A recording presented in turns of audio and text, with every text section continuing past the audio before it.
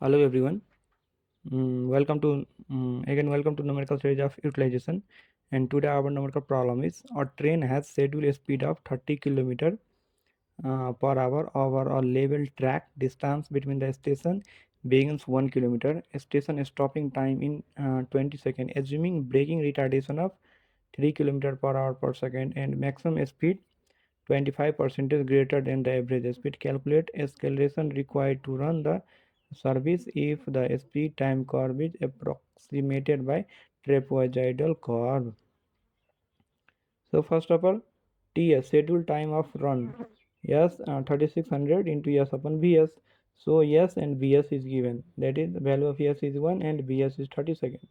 So after calculating this, we can get 120 seconds. That is schedule time.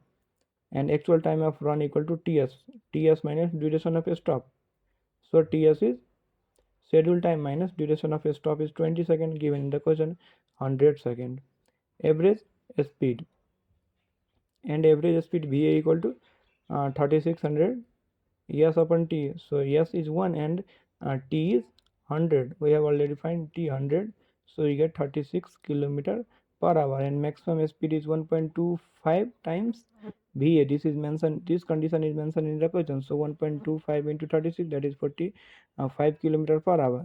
And we know this equation, bm square k minus bmt minus 3600 s equal to 0, and 1 by 2 1 by 2 alpha plus 1 by 2 beta equal to bmt minus 3600 upon bm square. So we have all this value, and after calculating all this, we can get 4.9.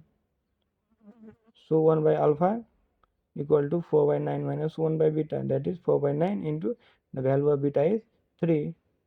uh, so 0.22277, and the value of, after getting the value of uh, beta, we can also calculate the value of alpha, 1.8 kilometer per hour per second.